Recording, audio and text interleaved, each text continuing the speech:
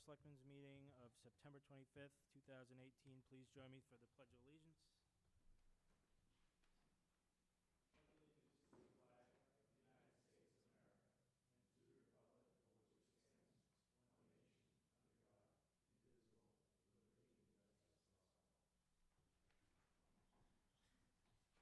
Okay, first thing, we're going to jump to consider the appointment of Nicholas Erskine to the position of Mendon Police Officer.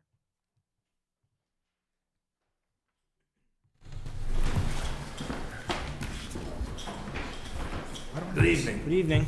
Here now. You got everything? I don't have those. I need to take the, I need to write it down. Yes. You ready? Yes, thank Okay, you. so I ask that you appoint Nicholas Erskine tonight to the position of patrol officer. This would get us our 14th position.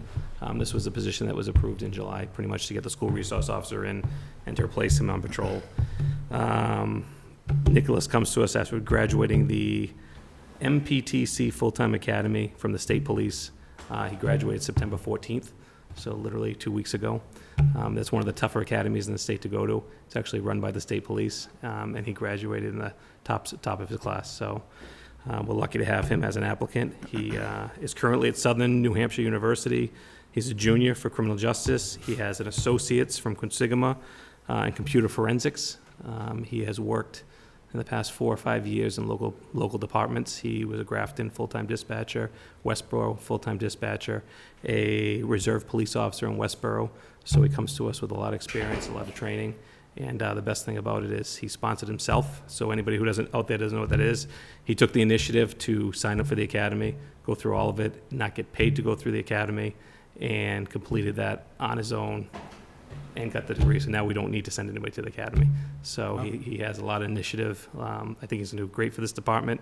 Very smart individual. And that's where I stand with it. So I'd ask that you appoint him, make him our 14th patrol officer, and we go from there. Okay, that's great. All right, I'll accept the motion, unless anyone... Okay. Last one on there, 7. I move to approve. Sorry, Rich. You want to do it? I'm just having trouble Someone. finding it. Good. Okay. Just having trouble finding it. I move to approve to name the new police, I'm sorry, wrong one. I'm on the Appoint Nicholas Thank Erskine you. to the position of men's, did I pronounce that right? Erskine? Erskine. Erskine. Yes, Okay. sorry. I move to appoint Nicholas Erskine to the position of Mendon Police Officer, Step 1, rate $9.70 and 30 cents per week. Second. Further discussion? All those in favor? Aye. Congratulations. Congratulations, welcome aboard. Then I ask if we can do our usual picture that we do, and then maybe his mom can pin him. His mom, Carol, can come up and pin him. Absolutely. Right, great.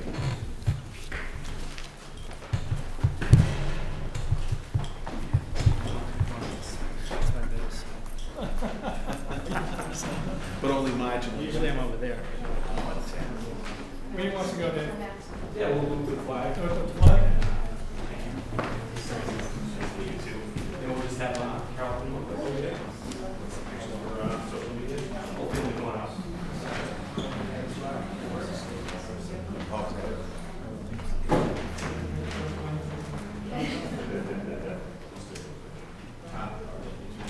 Yeah, you want it? Walk towards the flag. It's nice to have the flag in the background. Okay, so we're supposed to get... Yeah, just... I want to get the selected. Yeah, we'll get that. You guys do that.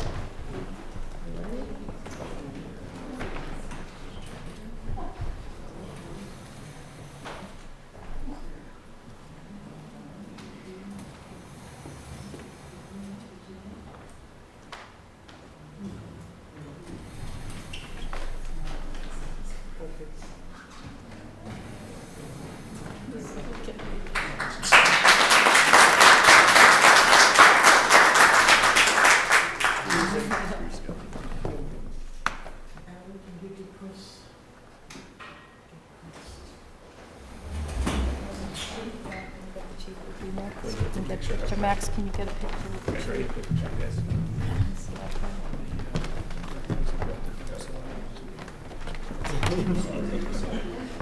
You see the flag? Get the flag on it? Get the flag?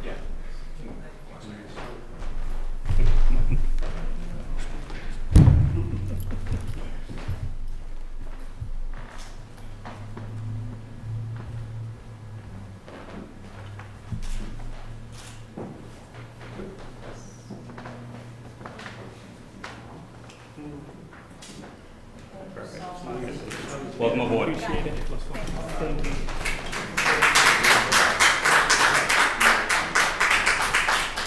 All right, starts today. Already started.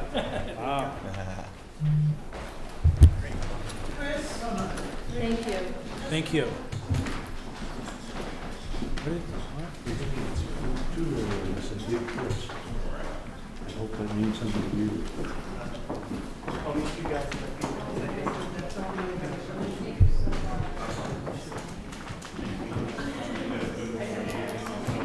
Public hearing, but, What time's that, 5:45?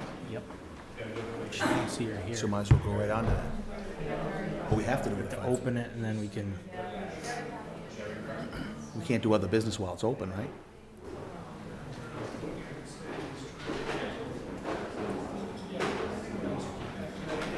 We waiting for it. as long as we open it, I think we can. We're waiting for,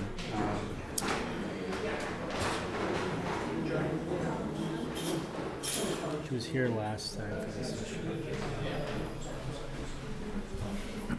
Forget her name. Alan's not coming. Okay.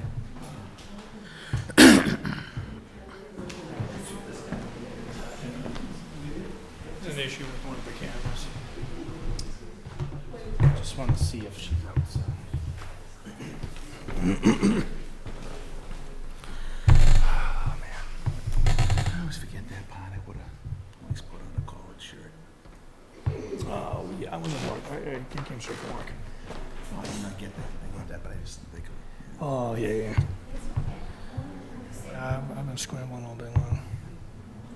Meetings all day. I started my classes last night, so.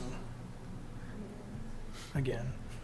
I'm trying to wrap up my certification, my international certification for facilities management. So it's like doing your PMP, Yeah, I got you. you know, so it's growing. Yeah. So Oh, wicked. I'm sure there's a lot to it. Oh, I have 11 disciplines and out of 7 criteria. The books are that thick. And it's all on finance and construction management and communication and quality. You And, don't have to do your homework. wow, I got 200 pages I got to read in a week. I'm not kidding. Yeah. Yeah. Real. But it's all good. You have to have X amount of school and you have to have X amount of. Let's open them, and I'll call her while you read She doesn't- Yeah. Motion first, and then I read this. Right. Yeah, okay. Okay, so we have a public meeting for the stormwater management notice of intent. I move to open the public meeting. Second. Okay. All in favor? Aye. Aye. Discussion. The Mendon Board of Selectmen will hold a public meeting on Tuesday, September 25th, 2018, at 5:45 PM in the Upper Town Hall Meeting Room in Mendon Town Hall, 20 Main Street, Mendon, Mass. 01756. The town of Mendon is required to prepare and submit a notice of intent, otherwise known as an NOI, to request authorization for stormwater discharges under the United States Environmental Protection Agency, EPA, Small Municipal Separate Storm Sewer Systems, MS4. General permit by October 1st, 2018. The NOI must include information about the town's status of compliance with the expired 2003 general permit, a summary of water bodies within town that receive stormwater discharges and best management practices, or BMPs. The town will implement to address 6 minimum control measures required by the general permit. The NOI will constitute the town's stormwater management program, SWMP, which will be further described in a written plan in 2019. This public meeting is being held to inform attendees about the general permit requirements review and the proposed stormwater management program and BMPs, and encourage discussion and solicit feedback on the draft NOI in accordance with the Environmental Protection Agency's General Permit, Section 2.3.3. The NOI was prepared by the town with the assistance from Ty and Bond Cohasset, Mass. 02559. The documents may be viewed at the Board of Selectmen's office, Mendon Town Hall, 20 Main Street in Mendon, during regular business hours or on the town's website at www.mendonma.gov/SWMP. You can kind of remember that as swamp without an A. Huh? For questions, please contact Alan Tatro, Town Highway Surveyor, 508-473-6558. Okay. Was that a motion? No, that No, was it was just that was a- in discussion, yeah.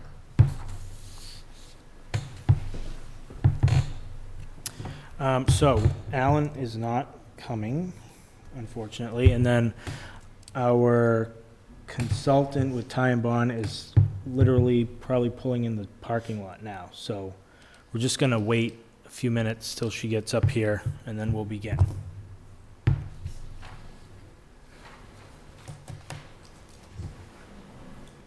Do you want me to take some notes, or are they just gonna take notes? She's just gonna go off the recording. Okay, so all set. Yeah. Okay. Hey, Mark, there looks like there's a question now. Yes, Don. Don Warren, 36 Metro Drive, just for information, is this different from the plan we already have in place? Is it a revision or is it something new? Just curiosity. While we're waiting.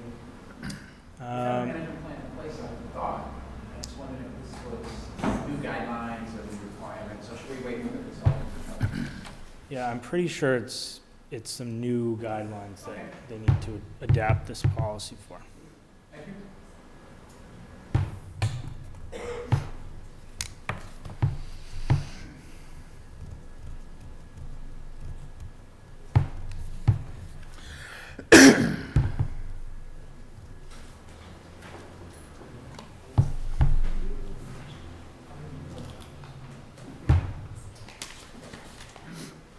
Able to call her or something? Yeah, I talked to her, found her email, or herself.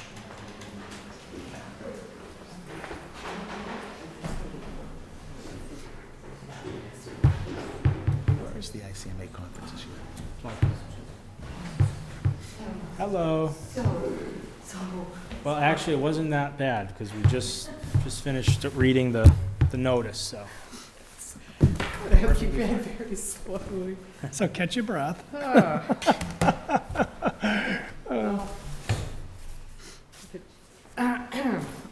Thank you so much for having me here. Absolutely. Ellen and I were here, I think it was in August, and it was just after the 2016 general permit had been authorized finally by EPA. That was July 1st that it was authorized. And we, I'm sorry, just gonna get to my Time. We're here tonight as part of the required public process, which is, thank you very much for having this as a public meeting, to seek your approval for Mendon to file the NOI with EPA. And we're also here to get any input from you, any questions you might have, as well as to let the public know about the stormwater program that Mendon is going to be undertaking. And if any members of the public are interested, I have these handouts here. Anyone, I need to take time to pass them down, but I really appreciate that.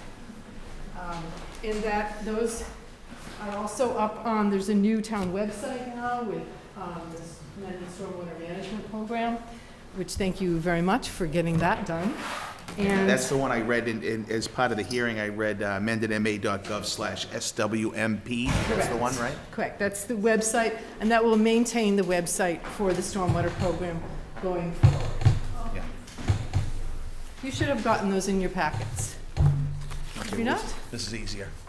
Oh, The packet's large. okay, and you did get copies of the NOI in your packet, Okay. correct?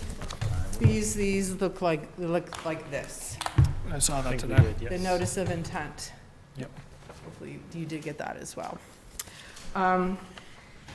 So in lieu of doing another PowerPoint, that's the reason that I put together the handout, and it summarizes the highlights of EPA's requirements for the town to complete 6 minimum control measures, which Al has been in charge of. Al Tatro, the highway surveyor, has been running the program since 2005, quite a long time. And he has been working to make progress on each one of the 6 minimum control measures: public education, illicit discharge detection and elimination, managing construction site runoff and post-construction site runoff, as well as good housekeeping on municipal operations. So with a 2016 permit, the basic 6 minimum control measures are still there, but they've gotten a little bit more detailed. There's a few more requirements that will have to be done. And as part of trying to share the tasks amongst different staff members, the Stormwater Task Force committee was established. It's not a committee, it's just the Stormwater Task Force. And they've reviewed the NOI to make sure that there was each area of the minimum control measures has been assigned to the appropriate department or staff, and everyone has agreed on that. And they also have received a draft copy of the stormwater management plan, which is about I think it's about a 30-page document at this point. So they're going to review that and get it back to me for edits, and hopefully we'll have it done well before the July 1st, 2019 deadline for the stormwater management plan. The "it" in that sentence is the NOI? So the NOI is basically the outline of the stormwater management plan. It's just the very basic, bare minimum bones of what Mendon needs to do over the next 5 years of the permit. The stormwater management plan is much more detailed. It describes exactly what the town's going to do, when the town's going to do it, who's going to do it. It provides all of the metrics. Okay, so the plan was the "it" thing you were just referring to in your previous... The "it" thing is what the Stormwater Task Force is reviewing the draft of. And that's, I have a copy of it right here. It's got lots of tables and pictures and references, and it's the working document. So the stormwater management plan will be posted on the webpage. It doesn't go to EPA. The only thing that does go is the notice of intent. So this is what EPA is going to review and then say, this looks good, we approve you, we'll give you your new permit. Tonight, really, the goal is just to make sure that that you're on board with what we've proposed. And I'm hoping that at the close of the hearing, after I answer any questions you might have, that I could get your signature. I need 2 wet copies, and we're going to hand deliver them on Friday. And I do have extra copies of the permit here. So there's 2 extra copies. So the last page there. If you guys want to tell them it's okay. Mark, this is it right here. So there's really, we're going to have a conference call or have another meeting after all of the comments have come back from the different members of the task force, make sure that there's no outstanding questions immediately. And we've got a plan to start implementing a number of items this first year. So there's about 5 things that have to get ticked off. There's some review of bylaws. There's some elements of the Good Housekeeping program, reaching out to doing written operation and maintenance plans for more of the town's facilities rather than just the highway department. Which that all of the focus of the stormwater plan has been on the highway department, on their operations, their catch basin cleaning, street sweeping, making sure that the highway garage is operating correctly. They have a spill prevention control and countermeasures plan, which needs to be updated.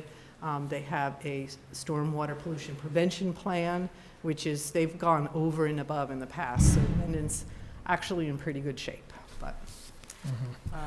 So I'm confused as to what the inflection point here is for more activity. You mentioned in the first year of what? Oh, so the permit started, July, the permit year started July 1. The permit was authorized and began. So this is, So why all of a sudden do we have to have some kind of permit starting July 1? Well, when you've we've been had- working on a stormwater management plan forever? Okay. I'm just trying to oh, understand. no, and I'm happy to clarify it. It is confusing, and without a PowerPoint show, I'm just telling you the words. So the EPA, under the Clean Water Act, began regulating stormwater for cities like 30 years ago. About 20 years ago, they started reducing the size of cities, making them comply with the requirements of their, the general permit, which was issued in 2003. Mendon meets the requirements of a small urbanized community based on the density and the population. So they submitted an NOI in 2003. It was approved by EPA, and since 2003, they have been reporting annually about progress made to meet the best management control that they had included in the 2003 NOI.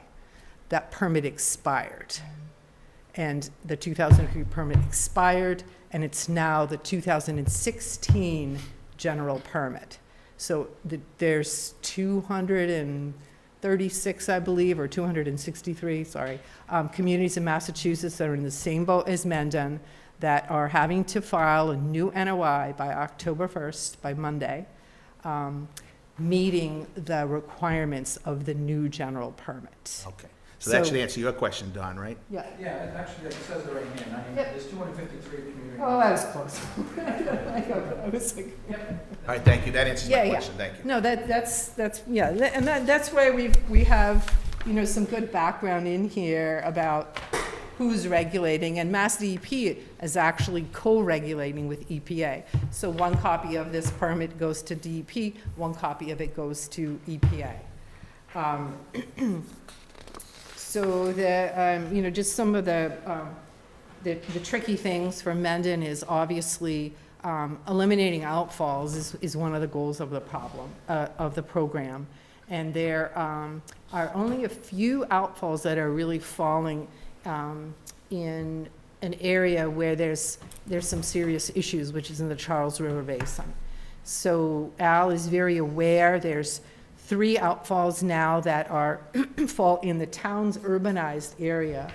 I'm sorry I don't have a really good big map, but, well, this is pretty big, but I'm sorry it's not going to show it to the public. But this area right here is the Charles River watershed. It's a teeny tiny portion of the town right here. And there's 4 outfalls that are in the Charles River watershed. One of them is located right here. And this tan area is the urbanized area, and this tan area is where the permit applies to. Mendon does its best management practices town-wide. It doesn't, oh, we're going to just stop sweeping at the border. It does everything that it's doing everywhere in town. But the Charles River watershed has total daily maximum loads for phosphorus. And there's two outfalls here and 1 outfall here that are in the urbanized area of Mendon in the Charles watershed. And so Al's first priority is to try and eliminate those outfalls and take any requirements for meeting phosphorus controls off the table for Mendon.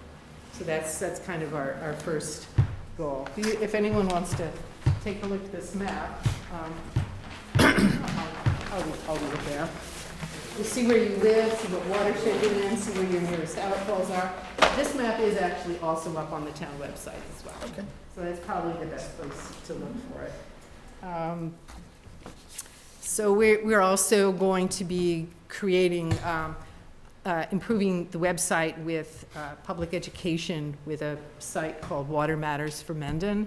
And it has some great information that's focusing not only on residential pollution prevention, but also on commercial, industrial, and tips for developers as well, so the construction industry. So it expands. Everything in the new permit is just taking things one step further, a little bit further. A lot of the concentration is on cleaning up leaf litter and mitigating pet waste, which is, it's odd, but nitrogen and bacteria are two critical pollutants that need to be removed from stormwater to improve water quality in Massachusetts. So the Mill River is the next area with the most amount of impairments. Okay. So if there's any questions at all that I will stumble through answering. And this is a local cow. This what? This is a local cow. Oh, cool. This cow lives. I was wondering that. There's a staff member at the highway department who owns the farm. I can't remember the guy's name. I want to say it's Sean, but I don't think it is. Anyway, that's his cow. Cool. So Why are you Celebrity. using local pictures too? they are. They're all here. And you've seen the stormwater outfall markers Yes. when you're driving around? Yep. So those have a number on them and a letter. And the letter refers to the watershed area that it's in, like MR is Mill River. And then the number identifies the outfall. And they're all tied together on this map and in a geographic information system. So information about each catch basin and outfall is all the data is stored on the geographic information system. So it can be accessed from a computer anywhere. Cool. So if, Yeah, just a couple quick questions. Sure. Number one, remind me who's going to be managing our benchmarks and goals on this initiative? so we we talked through that, and Al has always been in charge of the program, and I think by default, it went back to him. Okay. So there's going to be each section of the permit, it's the way that the minimum control measures are broken out is at the end, besides stating specifically what program elements are going to be done, a calendar for when they're going to be done, are the review criteria. How are we going to measure progress? And it might be, meetings that were held, education events that people who participated in them, numbers from a survey, miles of road swept. So there'll be metrics to go along with it. And we actually can provide a fairly detailed methodology for reviewing each program element. It's kind of, it's up to the town to decide like how far they want it to go in measuring and tracking their progress. But then that will be summarized. We'll meet every year at the end of the summer, and each task force member is going to report back on their program and the progress made, and we'll summarize that in an annual report, and they're going to report back to you each year. So, and then the annual report will be sent to EPA and DEP again. So similar to, you've been signing the annual reports all along, and this report is going to be a little more detailed, and as I mentioned before, more departments are going to have a role in it. Parks and Rec, fire departments, building services, conservation, they're all going to have more of a role in tracking instead of just leaving it all up to Al, which is correct. So what to summarize, what I hear you saying is that Alan will have the management oversight of the program Yes. for the community, and it's his responsibility to ensure that we're meeting all those metrics and meeting all those benchmarks and He will be goals. Okay. bugging the different departments Okay. for reporting back to him. Okay. Obviously, this has a cost implication to it that we weren't anticipating. Can you remind me, I think it was last time we met, I think I asked this question, but I can't Oh, remember. that's okay. Any grant opportunities or whatever, since we have obviously a commitment Correct. to meet this obligation. So We have talked about grants, and I sent Al a table with a number of different grants and what the focus of each grant program was when they typically were issued, you know, when they were first noticed and what the deadlines typically were. And the grants tend to be in the fall and in the spring, and most grant opportunities happen in the spring. And typical ones are the 604B program, I don't have all of the grants right on the top of my head, but there's a number of them from Mass DEP. Oh, we have them listed as well. Hey, See, hey, Randy? Don, I haven't read it yet, but you're a good man. 604B, 319. I saw the cost. That's the first thing I tuned I into. believe you participated in the MVP program, and so that's an excellent source, you know, for the action grants. And there, you know, Governor Baker's, you know, he's putting more and more money into those programs. So I think even though there's a lot of competition, I think there'll be more sources for the towns to go to. So the project for removing the outfall from the Charles River is a perfect grant project. It benefits multiple towns. It's, you know, it's a regional issue, and you know, part of the contribution to that outfall is coming from Bellingham, I believe. Yeah, Bellingham, correct. So we're happy to, I mean, I write grants all year long, and very happy to help and guide Al on, you know, putting together a competitive grant application. I will definitely take you up on your offer. Good. And I'm sure Alan will as well. Yeah, and we've also been And we will definitely encourage Alan to take you very up on his offer. successful with federal grants. I'm not sure if you have a hazard, yes, of course you have a hazard mitigation plan. Yes, you do.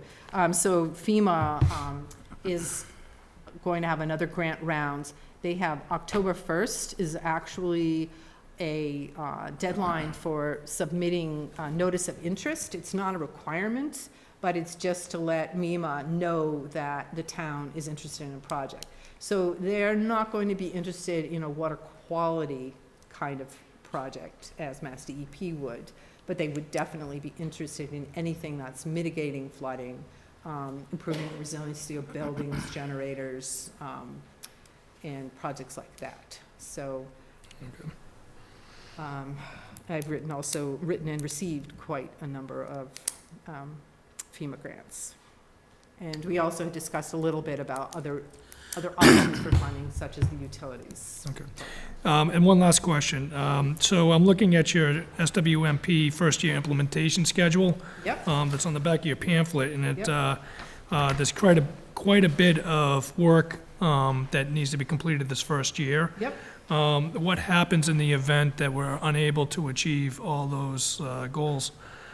Well, Or are we mandated that we have to so, achieve these? No, you know, if you can't make your all the progress in 1 year, you know, you try to catch up a little bit in the next year. And it's been Al's method of just taking, you know, just a little bite every year. And sometimes he'll start out hoping, and then something will come up, and he'll have to defer to the next year. Okay. And I think it's working like that. I mean, when you look at these, the cleaning, the sweeping, the winter road maintenance, he's doing those anyway. Those are all, he's not gonna be changing anything that he does. Sure. He does need to write his IDE procedures, and rank his outfalls. The SWMP is 90% done. So 90% what? 90% complete, the stormwater management plan. Okay. As I said. And you helping him We review have a that? Ed? copy right here. I'm happy to leave it with you. Sorry, I only have one. No, it's okay. Rather have it electronically. Okay. Would you like me to send it to you? Yes, please. As a draft?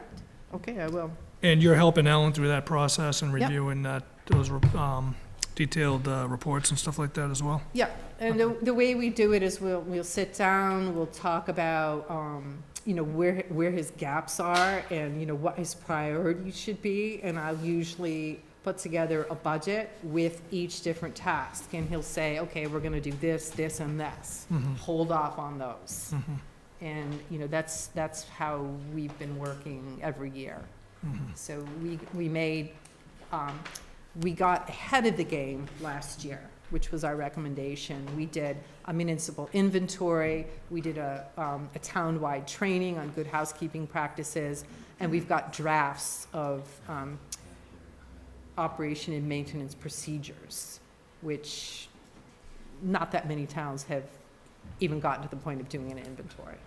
So we're really, I think Mendon is in much better shape than a lot of communities. Still a little work to go, but Okay. That's good. So can I assume that, let's say Alan didn't run and we got a new highway surveyor, right? I assume there's education programs that could catch the next person up quickly? oh yeah, Okay, so there's plenty of that, okay. yeah.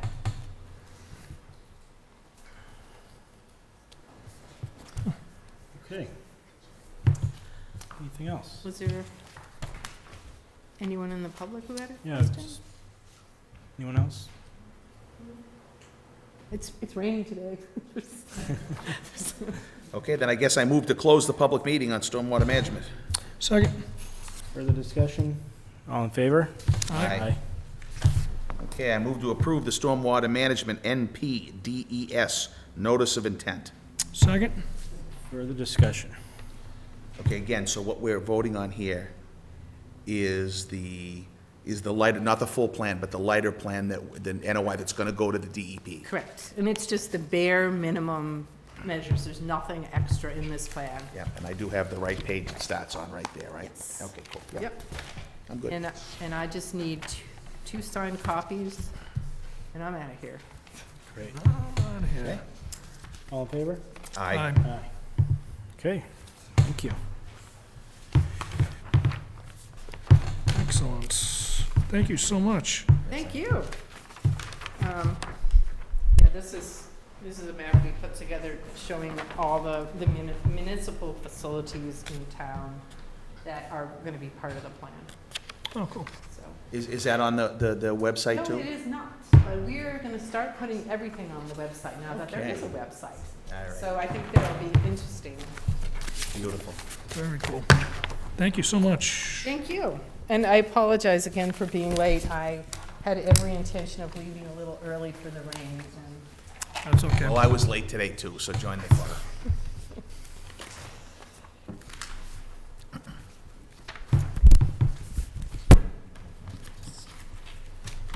I do have extra copies of the NOI if there's anyone who's interested.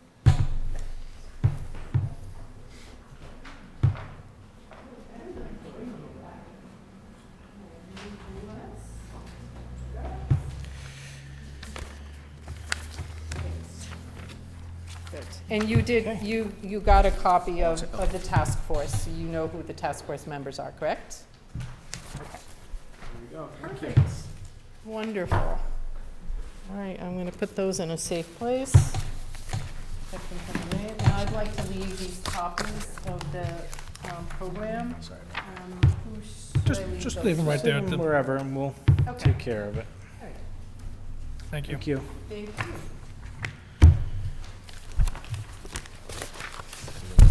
Yeah, we're gonna go back to the beginning. So shall I make a motion? Wait a minute. No, we're gonna go even further back to Okay. citizen statements and petitions. Just, you wanna come up? Yeah. Yes, absolute. Nope. All right, if you wanna wait till that. If that's when you wanted to do it, then we'll wait for that. That's fine, yeah, that's fine. Meeting minutes. No, that'll be fine. I move to approve the meeting minutes of August 8th, 2018. August 6th. August 6th. Oh, sorry, August 6th. Second. Further discussion. All in favor? Thank you Aye. very Aye. much. Thank you so much. Thank you so much. Aye. Okay. Correspondence to the board. Consider request from Troop 44. I move to approve the request from Troop 44, Mendon Boy Scouts of America, to hold a can and bottle drive from 9 a.m. to 2 p.m. on Saturday, October 20th, 2018, at the town, in the town hall parking lot, and to hang a banner 1 week prior to the event. Second. Further discussion. So that, when they say hang the banner, that's up here on the, Yeah. Is it on the front of They've the? already, It's the same thing they've always done, yeah. right? Yes. All in favor? Aye. I move to approve the request from Troop 44, Mendon Boy Scouts of America, to hold a troop campout on the Taft Meadow property during the week of November 16th to the 8th, actually, that's a weekend, right? Weekend of November 16th to the 18th, 2018. Second. Discussion. So that's the property, we're talking about the property here on 16, is that the Taft Meadow? Which one's the Yes. Taft Meadow? Yeah. So we're gonna have a bunch of Cub Scouts on Route 16? Well, I don't think they'll enter that way. Okay, They'll probably come in from North Ave. okay. I mean, the Boy Scouts, they're older, right? I mean, they're not They're not children. guys, that's right, yeah. Okay. Let me just think if I had any questions. I assume they're gonna have campfires, stuff like that? Is that correct? I hope so. Okay. Gonna make them pull a permit, chief? Kind of a key thing Boy Scouts do, right? I know. Chief, it's not his job. I guess so. Sorry, bud. All right, I'm good with that. All in favor? Aye. I think it's cool, but At least drive by someone's and using honk it. our horns. I move to approve the request from the Mendon Lions Club to hold the 44th Mendon Lions County Fair on Saturday, October 6th, 2018, with rain dates on October 7th or October 8th from 10 a.m. to 5 p.m., and to use town-owned properties at 3 North Ave and 6 and 20 Milford Street. Second. Further discussion. All in favor? Aye. Aye. Consider a request from the Police Station Building Committee to name the new police station in honor of Chief Matthew Mantoni. I move to approve, to approve the sentence construction's Approve not to right yet. name the, To name the new police station in honor of Chief Matthew M. Mantoni. Second. discussion.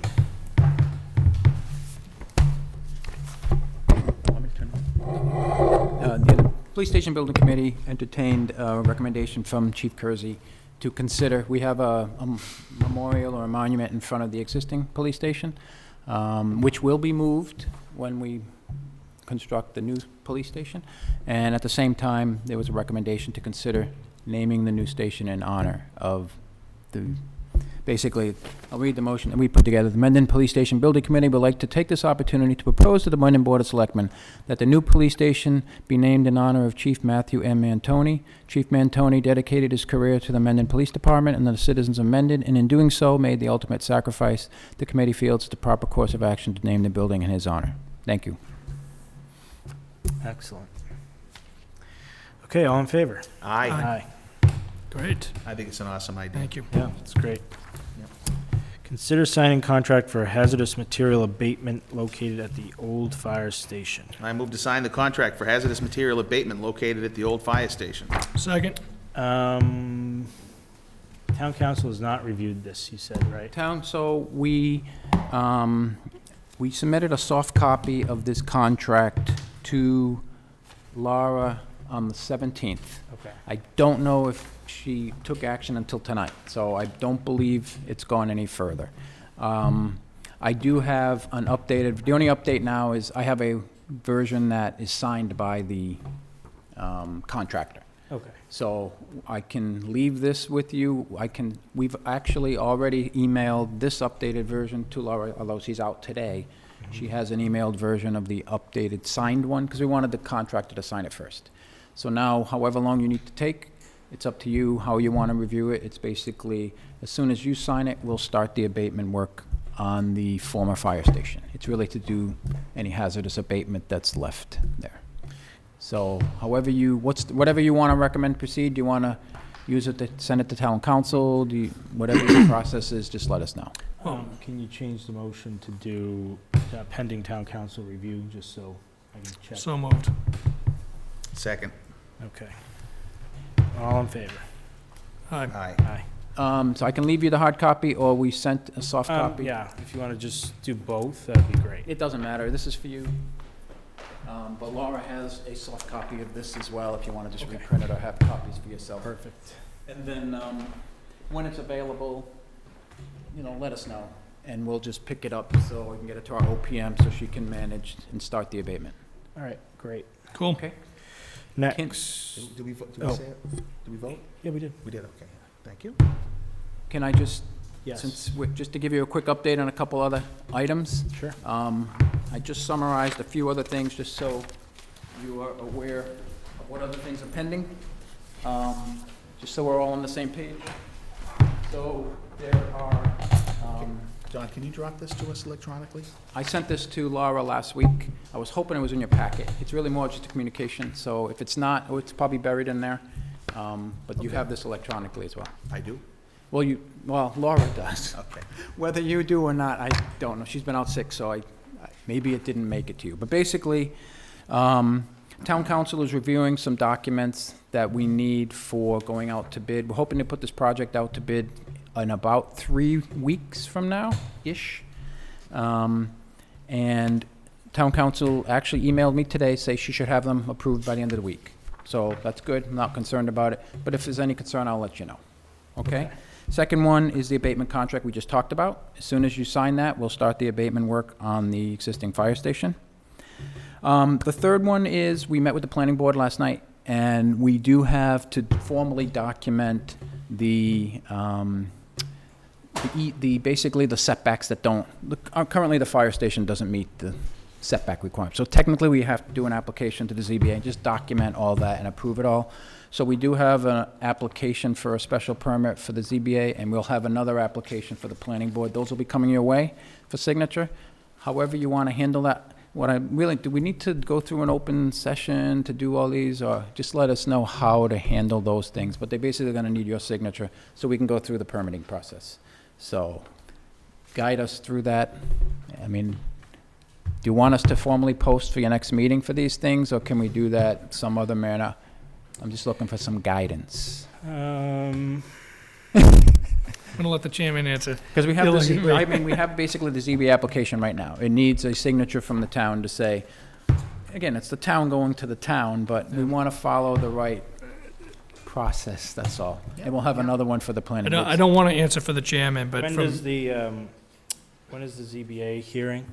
Not till October 22nd, so we have time. I just want to make sure this is more of we need to get these things, so just a let us how formality. you know. Yeah, I think it's easier to, Put it on the next agenda.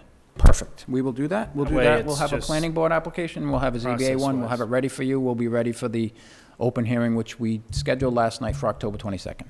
great. Perfect. And I have a couple other documents. I'll do the same thing. These are just documents from amendments to the architect contract, just to say we're using these other contractors to do some work. So I'll bring that to your next meeting as well. And then the last couple of things, we're going to need some guidance on the Historic District Commission. Because the fire station is in the Historic District, and you haven't fully appointed all the members to the Historical District Commission, we want to follow the intent of the bylaw, but we don't have a commission to review they're supposed to do an open hearing, they're supposed to review the plans. We're going to do that with the 3 members that have met. But technically, they don't have a quorum to make a decision and hold a hearing, so, What 3 members is it that you think have met?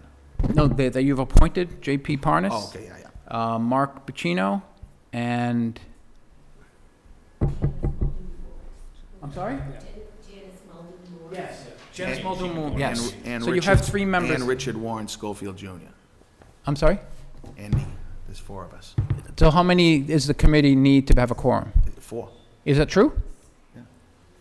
It's a 7-person committee, isn't it? Perfect. So we'll use those 4, because JP's going to try to get the group together and prove it. Okay, so fine. So we will have a quorum. Excellent. That's all I needed. So we'll make sure we follow that, and you do what's needed to make sure that we follow the bylaw. Perfect. So you are the 4th member? I did not know that. Yeah, Thank you. I think there has to be somebody from the Board of Selectmen on there, and I got the job. That's perfect. Thank you for that. The other thing is, we're still working with a document or memorandum of understanding or something with the abutter. We're going to now treat it as an easement so that we can we're going to have to put construction equipment and stuff like that. So I believe, let me turn it over to you. Yes, Where are we on with that? So as of yesterday, Cindy should have a document presented from the person given the easement, the Vincent family. Their lawyers drew up a document, should be in Cindy's hands, so hopefully the board can work with Cindy now to, hopefully there aren't too many tweaks on that, but Yeah. I know they went back plenty of times, so this should be a final version. And I mean, there shouldn't be a whole lot of pushback, because it is, he's granted an easement. I mean, we don't have a whole lot of leverage. So, It's not really gonna be a negotiation, really. Yeah, and we just need that before construction, so we have some time to finalize it, but we just want to make sure it's on the radar. Yep. And then the last one is just a reminder, same with the electrical car charging station. At some point, we're going to have to move that, because we're going to be starting doing construction, hopefully in a few months, so. That was it? Questions? Nope. Thank you very much, we'll be back. Thank you very much. You guys, strong work. Yep, thank you. You didn't pick a good committee there. Oh, Yeah, you did. You really did. Okay, here we are, back, where am I? Oh, so many papers. I don't know where I'm at here. Here I am, So we're done with the Good, formal yeah. agenda, aren't we? done with this, nope, not quite. Discuss Misco Springs. But we don't have any motions on this. Yeah, there's no motion for that? Nope, there was a little email from you, Yes. and that's all I have. Is that in my packet? I think it is, right? I think I saw that. Okay, so did, It's all you. yeah? Yep. Okay, well, okay, so if you remember, Mrs. Schofield. I mean, they have updates that they are We're participating holding a in. meeting here. Misco Springs. Yeah, we're Miss, yeah. I didn't know if you were starting off with this or. Oh, I don't mind to start, but I think we left the last conversation about this topic with me with an action item. Right. And that action item was to go and check to see if, is Mr. Wheeler, right? I'm drawing a blank on his Yeah. name, that's right, yeah. If he was still inclined to provide the same offer as he offered in writing. Because the original offer, as we recall, had a time frame limit on it, which has passed. Right. Right? And so I called him, and he indeed is happy to continue on with the terms of what he put forth, exactly like it is. Okay. Okay, so I guess then the decision, from reading the documentation, there's two options, right? We can take some kind of cash transfer to the town, payment to the town, or we could accept the building. And I guess that's what we kind of have to figure out now that we know it's still an option. Do we want it or not? You don't know how much cash? Not that I'm, 150. Yeah, 150,000. 1,000, yeah.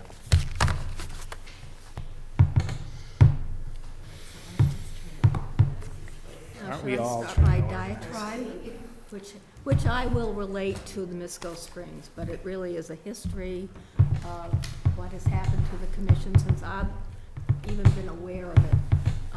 And what the, Can you just pull the mic a little closer? Oh, I'm sorry. getting flagged over here that. All right. Sorry. and what the commission has yeah, that's done. And I'm sorry I didn't come when you called. I just took No, a no, book out of it's the fine. library called The Little Old Lady Behaving Badly, and I guess I did that. I wrote everything down. I think I sent it to all you gentlemen. Did you get yours? Mr. Yeah, I Gould? got it late last night, and I had Thanks. a brief opportunity to get through half of it 5 minutes I before this know. meeting. I'm going to try to get through it as quickly as possible and not, I will have to admit, I have not read it yet. Is this my, that's probably good. There's only one color copy, so I'm just sort of spreading it out so we can share. okay. All right. Well, the objective of the Historical Commission is to protect and preserve the town's cultural character and assets such as archaeological sites, historic buildings, open spaces, landscapes, historic districts. The commission, however, has had a difficult time accomplishing its objectives. It has been marginalized, ignored, dismissed, and its work undermined. And allow me to present examples of this and describe the work the Historical Commission has done within an 11-year period. Pull that closer. They can't hear you. Oh, sorry. Within an 11-year period. Okay. You're asking to start over again. Oh, all right, sorry. The objective of the commission, Historical Commission, is to protect and preserve the town's cultural character and assets, such as archaeological sites, historic buildings, open spaces, landscapes, and historic districts. The commission has unfortunately had a difficult time accomplishing its objectives. It has been marginalized, ignored, dismissed, and its work undermined. And I can present examples of this that I've been aware of in the last 11 years. A demolition application was taken out on the Taft Orchard House, also known as the Silas Dudley House. Silas Dudley was the gentleman who donated the land on which this town hall has been built. It's on the east corner of Route 16 and North Avenue. It had a state and National Historic Register status and was located on a state road, giving the Historical Commission, Massachusetts Historical Commission, the authority to archive the building. It faxed a temporary delay order to the town hall. The commission chair was expecting it. However, the town coordinator was instructed by a member or members of the Board of Selectmen, not to let him know that it had arrived. He called MHC, which confirmed the fax had been sent, and the house was demolished that evening. The Zoning Board of Appeals asked the Historical Commission if it would be interested in restoring the cobbler shop. Mrs. Lowell, do you mind if I can you tell me roughly what year that was that you had just mentioned? 2007. 2000, thank you. Yeah. The ZBA asked the Historical Commission if it would be interested in restoring the cobbler shop on Hartford Avenue East, which was deeded to the town by a 40B developer. The process of state and National Historic Register status had been started a few years earlier, and completing it would improve the chances of funding the project. The MHC said the process must be restarted, however, because the shop had been in context with the house and the barn, and they sent a memorandum, both of which had been demolished, and they sent a memorandum of agreement among the Massachusetts Historical Commission, DEP, Mendon Historical Commission, and the developer's representative, stating that the barn was to be retained and reused, and the shop retained and restored. A member of the Board of Selectmen had told the developer he could demolish the barn.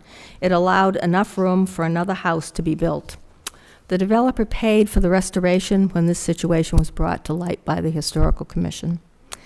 The Housing Authority barn behind the post office was used, and there are photographs, and also on my computer, used for storage. It was a beautiful old barn with lovely curved partitions separating the horse stalls. Water had leaked into the electrical box due to some compromised trusses, and the Historical Commission received verbal notice that the barn was going to be raised. The commission asked an historic architect to determine if the barn was worth saving, and his answer was yes. A Historical Commission member met with the Housing Authority to explore alternatives to demolition. The board was rude and insulting to her. The administrator of both the Mendon and Milford Historical Housing Authority was contacted as well. At this time, a DDB had been approved, demolition delay bylaw had been approved at a town meeting, and any demolition application, which was drafted with input from the administrative assistant of the building department, by the way, needed the signature of the Historical Commission.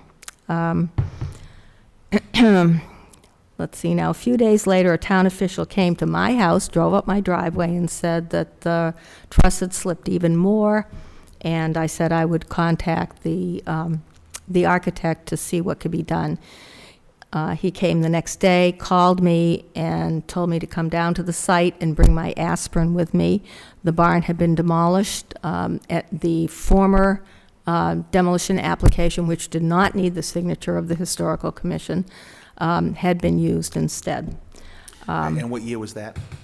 That was, I don't remember. 2012. Okay, 2012. 12? Yeah. Okay. The plan actually was to build a garage, which is there now, at the end of the driveway, for storage of equipment. After about 2 months, there was equipment being stored outside because they had there was no more room. The Historical Commission would have obtained the funding, and the Housing Authority would have had 2 storage facilities. Can I just interrupt real quick? I'm so sorry that No, go ahead. I'm sorry, Mr. Chairman, I'm a little confused. How does this tie with the Misco Springs? I'll get there. Oh, okay, okay. I that's will fair. get there. I know, And she's using her citizens' petitions and comments Right. now in conjunction with this, too. all right, I was unaware of that, that's why I was just Okay, confused. well, Okay. it will tie in because it, Okay, I was just confused on where this was going, so. a demo application was filled out. I'm just trying to establish how the Historical Commission has been treated over the years, and also what they have done to bring revenue and the work they have done, Okay, and to take them seriously when it comes to the Misco Springs bottling plant. I guess that's my thrust here. A demo application was filled out by a house owner on Hastings Street. It met 2 of the DDB criteria for historical significance, and the Historical Commission enacted the delay. The next was to determine whether it would be preferably preserved. A hearing was scheduled, but before the process was completed, the owner asked or let the fire department burn the interior for training purposes. The action removed any possibility to determine if the house should be preserved. The Historical Commission was presented with a letter from the building inspector after the fire training drill stating that the building had mold. No opportunity was allowed for the Historical Commission to evaluate the Situation conditions. very well. Certainly do. Excuse me? We Yeah. remember that situation very well, yeah. Okay, this is the latest, and then I'll get on to the good stuff. A hearing for a building on Nipmuc Drive, at a hearing for a building on Nipmuc Drive, the owner and his lawyer were seeking relief from a 6-month delay the Historical Commission had enacted. The lawyer handed out a town official's inspection report. The inspection was done on July 25th. The report was written and presumably placed in the mailbox of the Historical Commission on August 13th, 2 days before the hearing. No, and that the commission did not have time to discuss the matter in committee with that time frame. The town official was asked to do a walkthrough with the commission, but this request was dismissed. The new chair of the Historical Commission twice asked to meet with the town official to discuss this issue and ways the town departments, boards, and commissions could better work together. These requests have been ignored to date. The commission has saved some of Mendon's historic buildings, been involved in restoration projects. I'm sorry. Yes. Do you mind if I back you up? Because I lost Go the ahead. plot. I lost the plot there. All right. So could you just repeat what you were saying about what it is that's been ignored to date or hasn't been addressed to date? I misunderstood. I don't understand what you're saying it hasn't been done. I guess what happened was are you talking about the last example that I made, or the whole? You just mentioned that Right. you haven't gotten any That- response to date or whatever. Well, to date. this was the chair. The present chair of the Historical Commission asked to talk with the town official right after this happened. She was pretty embarrassed that they didn't know anything about it, because the lawyer handed out the report of the official. The Historical Commission had no knowledge of it, and she was a little embarrassed about it. So she asked to speak with the official to see what could be resolved for the future. Okay. And there's been no response Okay. to date. And that's recent history we're talking about. Yes. Now. Yeah. Okay. Thank you. Yeah. Yep. That was August 15th was the hearing. Okay. Yep. All right. I just, if you don't mind, part of the whole procedure from the commission perspective was to work with town officials ahead of time. And when we did ask for some assistance, we didn't get a response. Okay, From our office. from anyone, From the any town. place. Got it. Okay. You know, I'm not really trying to denigrate any particular office. I'm just trying to explain the way the situation is. And now we're on to the good stuff. The commission has saved some of Mendon's historic buildings, been involved in restoration projects, and has filled out applications for and been awarded 2 Massachusetts Preservation Project grants. Thanks to the Historical Commission Chair, Mendon received a bricks and mortar grant for the town hall to replace roof shingles and gutters, paint the exterior, and repair structural damage of the roof trusses. Also responsible for saving the Comstock House, the only Italianate-style house in Mendon, situated on the west quarter of Route 16 and North Avenue. He worked tirelessly with all the parties, including the Worcester Archdiocese, which owned the lot where the building is now located. Administration was concerned that 2 buildings within the town hall campus were vacant. An MPPF study grant was awarded the town. 2 members of the Historical Commission and a member of the Society did the research, filled out the application, dealt with a representative from Massachusetts Historical Commission, met with town employees to discuss their needs, as well as with the firm, which was awarded the contract. The commission was responsible for the only cook shop, the cobbler shop restoration. It advertised and chose the architect, the restorationist, the landscaper, meeting regularly with all 3. And upon the completion, a member worked to create a storyboard describing the shop's history. And if you see photographs of the shop when it was first, when we first, They're part of this? These?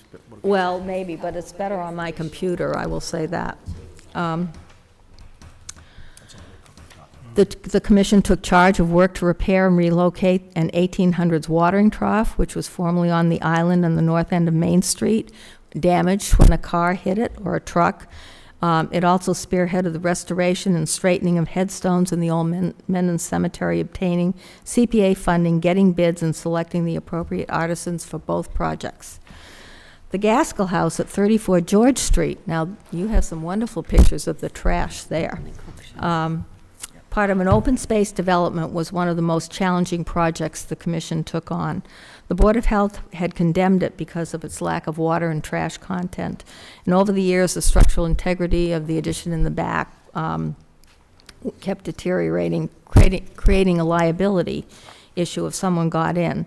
The commission convinced the developer to secure the doors and windows, barring entry. Working with the Land Use Committee, the house and 2 acres were removed from the open space portion of the development and deeded to the town. Despite the misgivings of some boards of commissions, and I might say all of them, the commission was convinced that the house could be saved. 4 women, 2 from the Historical Commission and 2 from the Society, bagged and transported outside 4,000 pounds of trash, thereby decreasing the cost of disposing of it. They also cut and cleared brush around the building. There were 2 bids for the house, which was sold with a preservation restriction, the proceeds of which went to the town. Not a lot of money, but it was more than the town had. It was, at least it was a net positive transaction. Right, it was, and there's tax revenue coming in from that building. The present owner has cleared the remaining brush, rebuilt the addition, and including retaining the old fireplace that was in there, replaced the roof, painted the exterior, and was even convinced by a member of the commission to restore rather than replace the windows. An equally challenging project was the work involved to establish a true historic district. The commission did research, gave informational workshops, and went door to door talking with residents living in the proposed districts. It required many months of work and ultimately was successful. The commission started the process to repair and reshingle the roof and belfry of the former Taft Public Library. A member had been told by one of the librarians that the roof was leaking, a situation which could cause serious structural damage. And actually, I learned today that that issue had been reported much earlier by the library director. Anyway, let's see now. The warrant articles for the March special town meeting were due in 2 days at the recommendation of the MHC listserv members, which is really an information sharing email. 3 architectural firms were contacted. The one which responded that day was Old Mohawk. The owner, who serves on the Melrose Historical Commission, canceled the meeting, drove to Mendon the next morning to assess the damage, and gave an estimate and a bid. He was very specific about the materials he would use, including the type of nails he would be using. Another bid was obtained by the commission, leaving one more to get.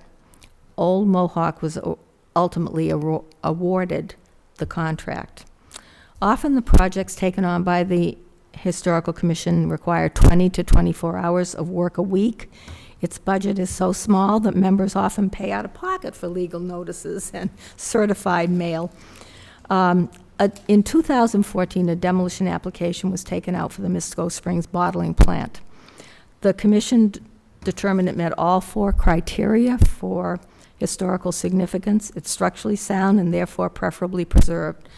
The commission met several times with the developer, who was amenable to allow the commission to investigate ways to save the building, and even offered to landscape around it. The commission explored many options, including the owner selling it with a preservation restriction. None of the options really worked out at that point. The developer subsequently met with the planning board asking for 4 waivers. In exchange, he offered to give the town the bottling plant or something of like value, which, as I said, was $150,000. In 2017, the planning board received a notice from the developer stating that the town had until December 2017 to decide whether it would accept the building. This information was not shared with either the commission or the Board of Selectmen, and was discovered by chance. A member of the Board of Selectmen is now in contact with the developer. The Misco Springs bottling plant is an architecturally unique fieldstone building.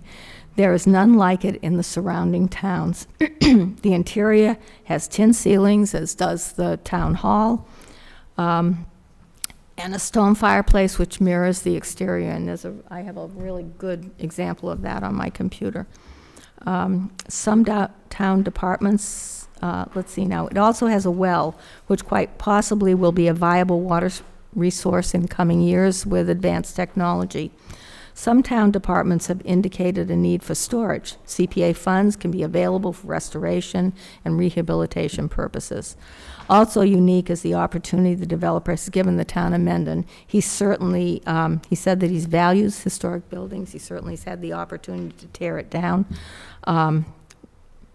legally. As demonstrated, the work of and decisions made by the commission are as important to the integrity of the Mendon community as those made by other municipal groups. Excuse me. It does its research, spends many hours working. Sorry. After all this, I'm getting emotional. Anyway, working to benefit Mendon, both economically and aesthetically. There's a favorite quote by Spanish philosopher Jose Ortega y Gasset.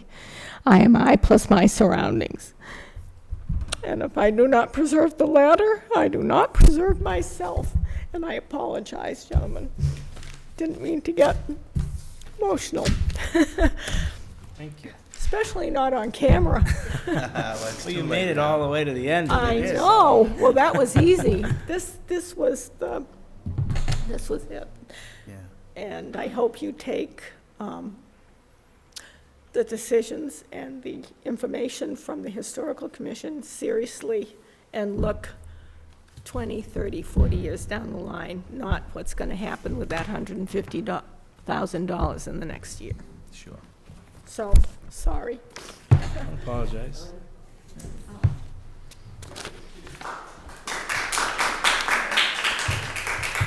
I thought that was extremely articulate. Absolutely. See, I told you. Little old lady. Behaving badly. So, your letter said that you spoke with Bruce and that I did, yeah. he wanted to know by the end of this month. Well, I mean, he'd obviously like to know as soon as possible, right?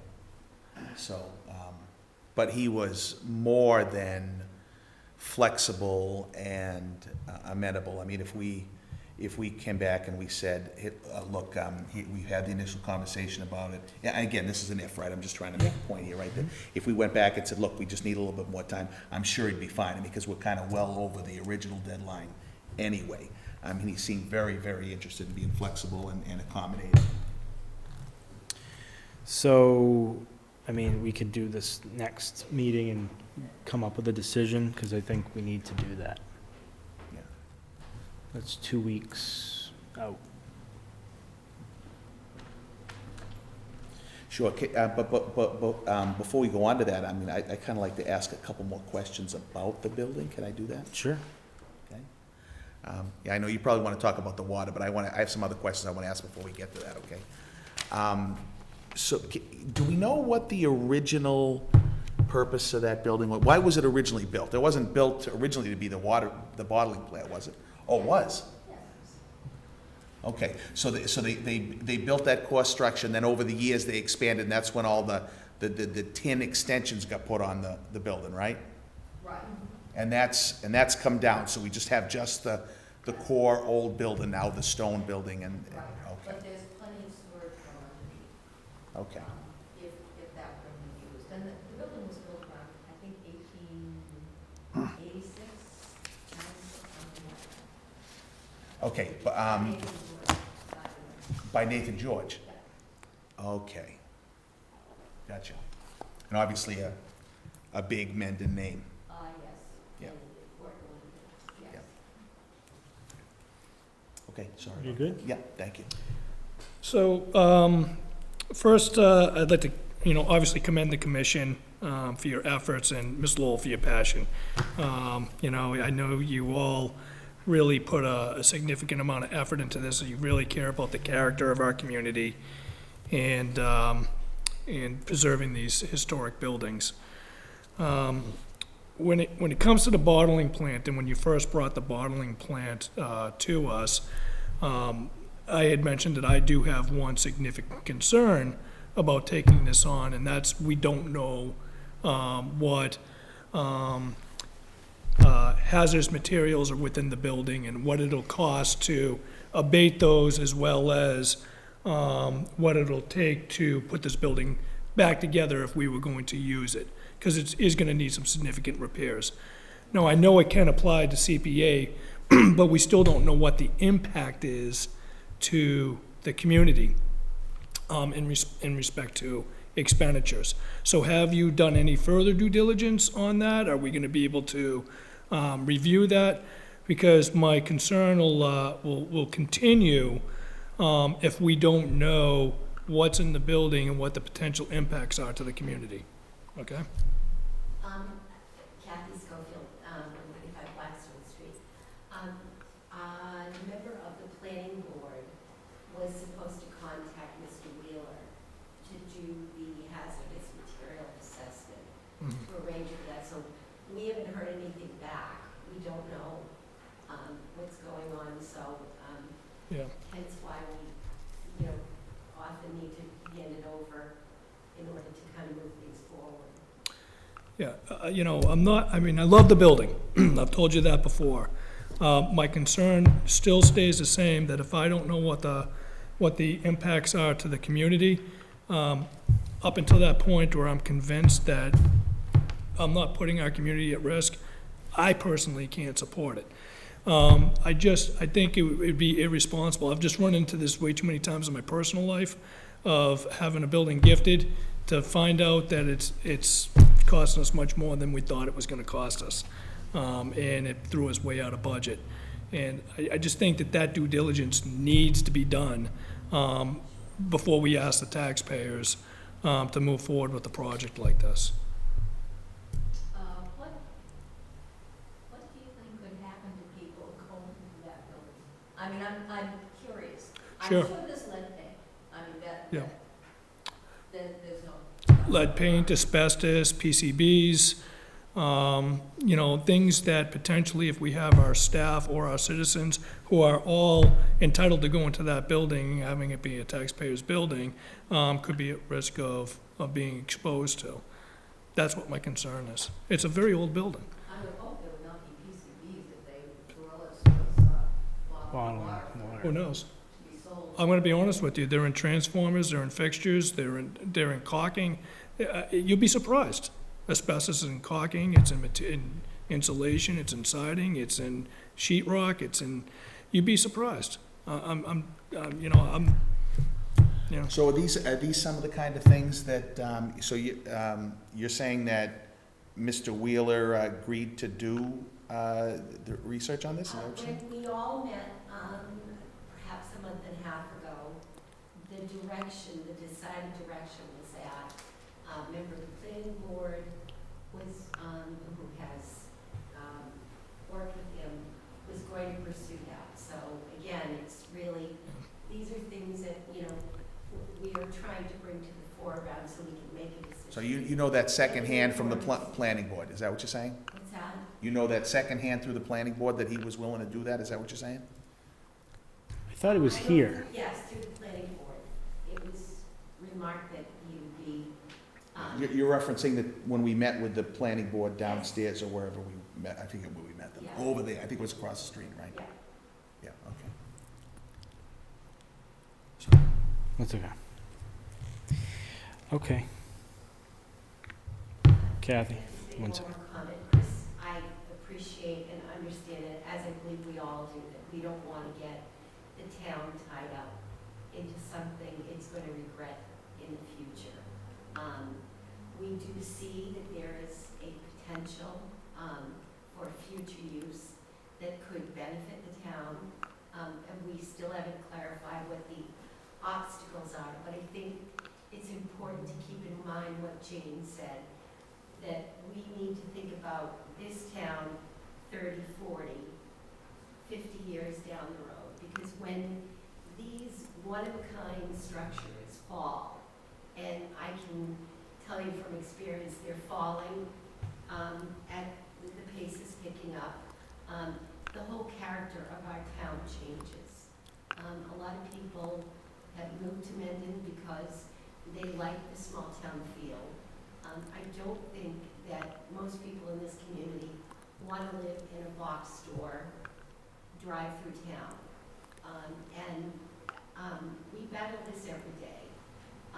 It's very difficult to find support. It's very difficult to afford to head on your own, but we certainly do feel that the bottling company is quite unique.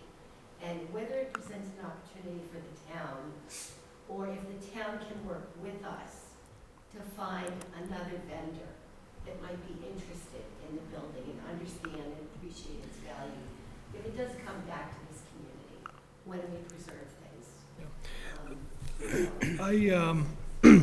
Thank you very much, Ms. Schofield, and I truly appreciate that, and I share your passion of wanting it, but I am not in a position to put our community at risk of not knowing what we're going into.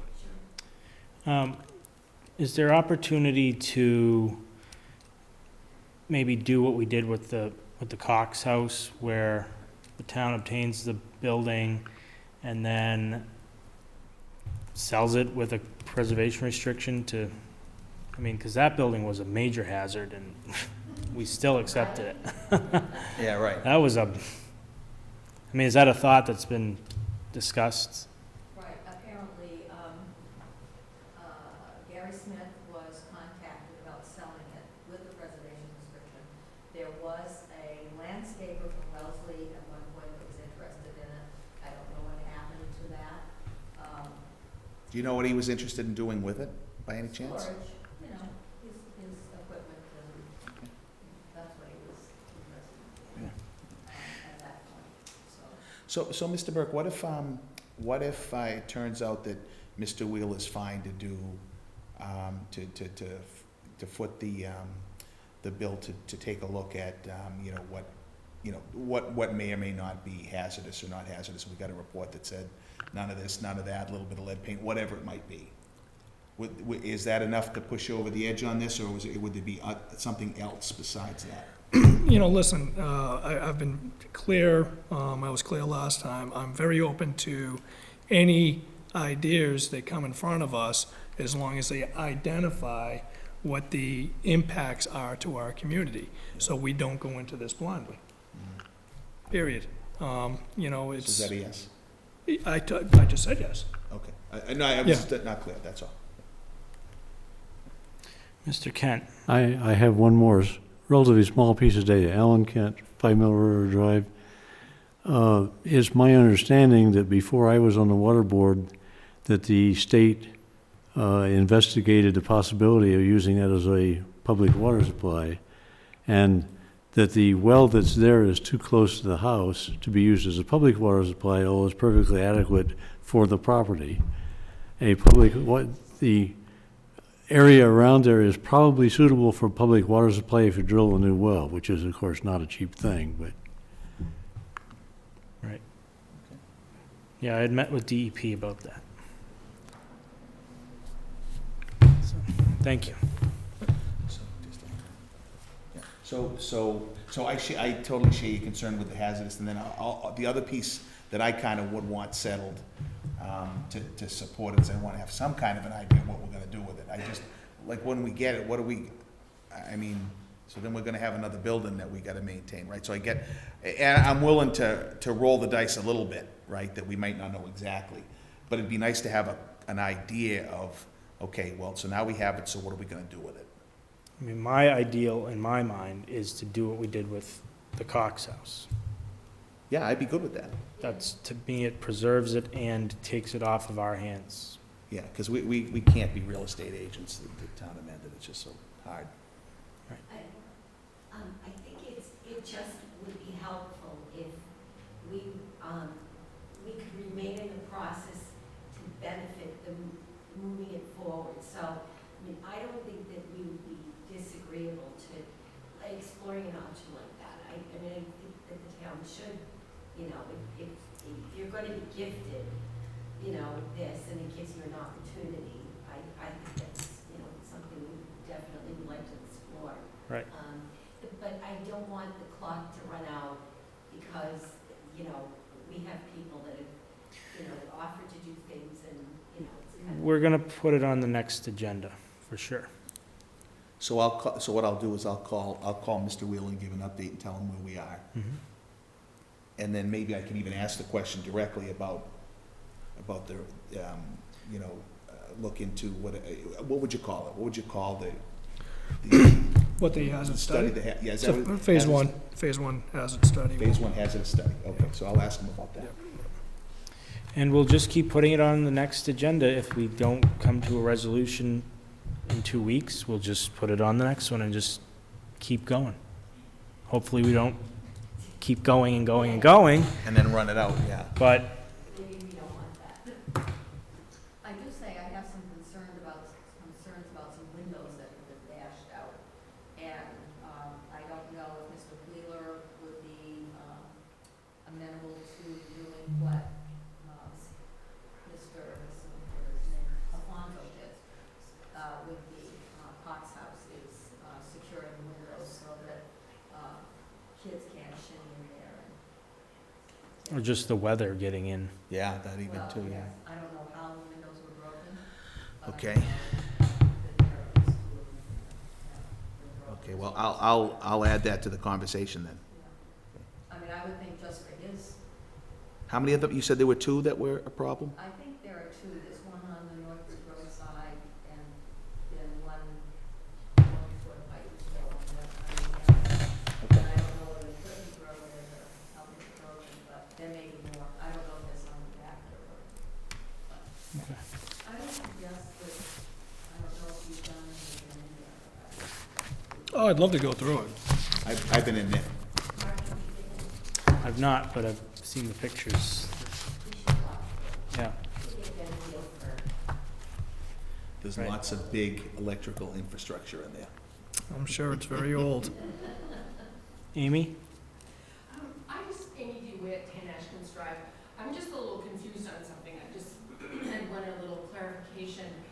Mr. Burke, when you said you were concerned about risk to the community, Yes. and I was wondering, was there concern about that building when it was still a going concern? It's a private building, so it's the responsibility of the owner.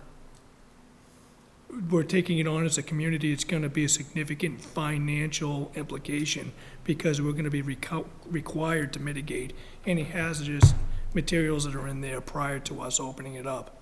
So what would be a disaster is if we bought it not really knowing, and then in order to do anything with it, even use it or sell it, now maybe we have to dig up soil, or we have to, scrape off lead paint, or whatever it might be. It's the cost of mitigating whatever might be there, might or might not be. Financial liability. Well, it's 100%. financial, and if we don't do it and we're allowing our employees to go in there and somebody gets ill because there's a carcinogen in there that they're inhaling or whatever, I'm just making something up. I'm not saying it's there or not, but we're now responsible. So, as if the building owner, and he understood that there were those hazards in the building, and one of his employees were to get ill, he would be responsible for it. That's the difference. Is that clear? Does that answer your question? Does that answer the question? Yeah, it does. And one thing I'm wondering is if the proposed use of the building would have any effect on mitigation or lack thereof or whatever. I mean, if it's being used as storage, might not be the same thing as, say, being housing or something like that. So there are gradations of that, and would that be taken into consideration? Yeah, I'm not a hazardous engineer expert. I would have to consult with a professional architect or whatever. But I will say that if there's any hazards in there whatsoever, even if you're using it for storage and we're allowing people to access that building, and as a taxpayer, when we pay for that building, then we're all entitled to access that building, and that means that we could all be exposed. So I'm just saying, I err caution on that. And I also would err the caution on that if we decide to take this on even as storage, and we have to do a significant upgrade to that building just to even use it as storage, there's a financial impact to the community. Even if we're using CPA money to do that, that still draws down on our CPA accounts. And is the community even willing to even do that? I can't answer for the community on that respect. And, I guess the analogy that I would use is it's like somebody saying that they want to give you this neat old antique car, and you're like, yeah, I'll take an old antique car, just to find out it cost you $10,000 to get the thing removed. I hate to say it that way, but we have to look out not only for the character of our community, but also the impacts of our community. So, but Oh, I'm sorry. but your question seemed to be directed in the direction of, okay, well, maybe the mitigation isn't the same dependent upon use. I would think this phase one hazardous study might give us an indication. Basically, it's a very detailed report that will give you all the hazards within the building, and then you would have to talk to a company that would do the mitigation to identify what that potential Well, just like with this the fire building that's been Exactly. sitting there for Yeah, years, exactly. that's vacant, that has all sorts of hazards. I mean, Yeah, trucks were pulling up to that building forever. Who knows what's in the soils? We have soil and just in the contamination over building in here general. that we're doing with it. building was mitigated. We're doing it right now. That was part on our agenda tonight. Well, Yeah. are all the town buildings mitigated then, like when the Taft Library was, like how, I'm just. I can't answer those questions. I can't answer those questions. I don't know. Okay. I would guess. I'm Well, let me sure just say it there's this lead way. paint We're all doing a around us, police yeah. station over here. There's asbestos in that building. One of our agenda items tonight was to mitigate it. Yeah. Well, because we have to, because That's right. Well, not that we completely wouldn't if we didn't have to. well, no, yeah. but I'm saying, I mean, that's because we're we're making it a new building. Sure, yeah, there's a point of inflection, yeah. Question for Mr. Schofield. Oh, boy. Is there? You can reserve that for home. Establish, what actually works in that building? Like, I don't. Oh, you want me to ask Mr. Wheeler, is that what you're asking me? Yes, can we determine whether or not there's electrical service? Can we determine whether or not there's a septic system? I'm not even sure that he knows it, the answer to those questions. Well, I'm happy to ask him. Yeah, we do. I have one last question. The mitigation for any hazardous material, would we weigh that against, for instance, as I said, 25 years down the road, having to build a facility to house equipment like from the highway barn and from I mean, yeah, I mean, that's part of the due diligence process. See, what my concern is, Ms. Lowell, is with this, and I alluded to it the last time we spoke, is that we're not really following a formal due diligence process. Usually when we go out, if I was to go out and buy a building, for example, I would review all the aspects of the building, and I would review how much it was gonna cost me to upgrade it, well, prior to going into that investment. What we're doing is we have a really cool building here. We'd love to keep it, but we have no information on it. That's what my concern is. Does that answer the question? Yes, but other decisions have been made with buildings like the record room and what is now the museum. Yep. Those were accepted by the town. I wasn't on the board then. I know. And Cox I think House. kids would come in and chew paint on the windowsills. Yep, wasn't on the board then.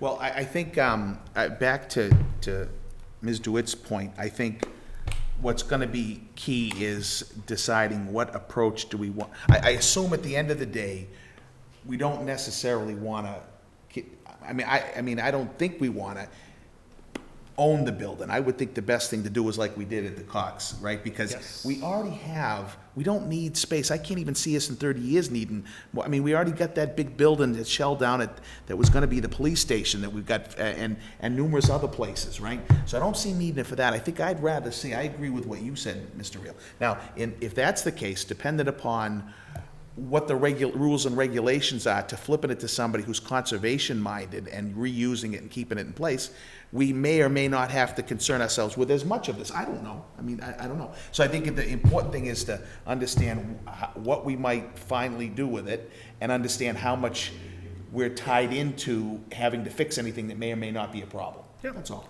And I'm totally open to that idea, as I said earlier, as long as that process is followed through and we understand that all the details have been identified so that we can make an informative decision.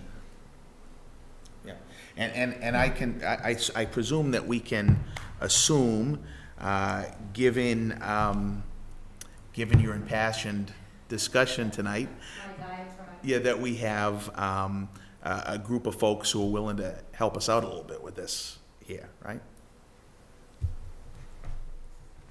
I just would like to, in regards to your statement, we put the demolition delay on the structure in 2014.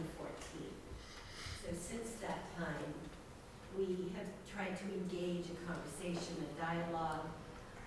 We've come in front of the board a couple of times. So I think, we're kind of, we feel like our hands are tied until, there's an acknowledgement from the town that there's some interest to at least discuss, pursue different avenues. So, it's not for lack of trying. I think it's lack of communicating and working together, which I think is to the point that Jane made, that oftentimes we fall to the wayside when we're, trying to pursue some of these, saves, so to speak, or opportunities. And I think moving forward, we really want to see if we can work together, that the town supports, the concept of where the commission is going. I'm sorry, I'm getting really wrapped up because we're talking about two subjects. Yeah. That's why I was confused earlier. It's, I just wanted them to know how important the commission is. That's all. yeah, I understand that, but I also value your input on your challenges that this commission has overcome. When I always look at the root cause, right, of the two problems, right? I'm a troubleshooter by trade. So, we have one issue that it sounds like you feel needs to be addressed, which you highlighted in the first half of your diatribe, and you were tying it to the importance of Misco Springs. I would have preferred to try to separate them so that we can fix the problems that you feel that you're encountering, and then apply that to how do we move forward with Misco Springs. Well, I think they feel, and Kurt, let me know how I'm doing here. I think they feel like this has languished for the same reasons why Mrs. Lowell I cited all those other examples, right? So I think it was like a get off the pot and let's do something about this particular situation. How am I doing, all right? Yes. Okay. And I would be perfectly willing to go to Gary Smith, who is the Realtor, and say, you know, can we revisit this? Can we get somebody perhaps in the area? And as I said, Mr. Buell was very amenable to selling with a preservation restriction. Yeah, yeah. So if he can sell it, that would be better. But, Right. So just, can I just make a Go couple ahead. of comments? So just a couple quick things from my side. Number one, I totally understand all the passion, what you're looking to do, how all the things that you guys have been involved in. There's no question about it in my mind that there's been a variety of ways that the efforts of the Historical Commission have been thwarted for whatever reason, right? So I don't want to really get into the details of that, but I think that's absolutely fair to say that the efforts have been thwarted. I've seen them myself. So let me just say for myself that I get it, and I certainly don't want to be part of that, of thwarting. I certainly want to work with the Historical Commission. That's number one. Number two is I would definitely, if there's a way to make sure that the structure stays intact and gets used either by the town or by somebody else, but stays intact, is preserved, then that's my leaning. I want to find a way to make that happen as opposed to not, right? So I just want to make sure that that's clear, right? If there's a way to do it, I'm in. Yeah, I think for me, I agree, Chris, that, you know, phase one hazmat studies should be done. And if that's completed and there's some clear movement towards doing what we did with the Cox House and maybe obtaining the building and then immediately looking to sell it with a preservation restriction, then I'm happy to vote to accept it, so. Yeah. And I don't know if there are any state, anything the state can do, but I do know that I was speaking with Mr. Murray at our wonderful senior luncheon, and I was explaining that we're just trying to save the Lawton House. And he said, well, if there's anything that I can do, let me know. So I don't know, but that may be another avenue to explore. I'm not sure it's viable, but.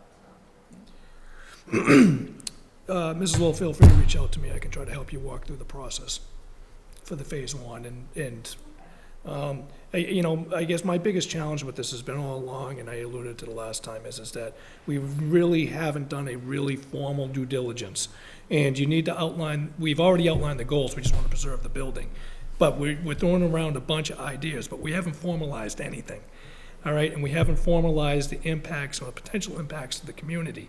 So, you know, for us as a board, we have a responsibility to the community to protect the best interests of the community on all phases, right? Not just in character, but it's also financial and everything else. So let's understand that that's what we have to achieve. Let's identify all the steps that we need to do to answer all the questions so that we have enough information to make an informative decision, so that when we go back to the community and they say, why'd you vote yes?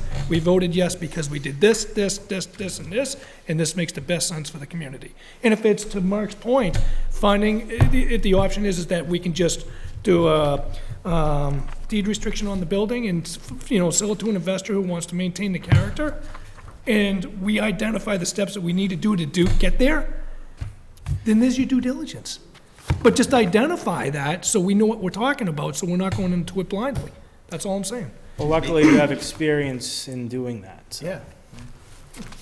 I wonder if there's a way to get somebody to buy it with a deed restriction and get the 150. I was wondering if he'll give us the building, So what did you call it?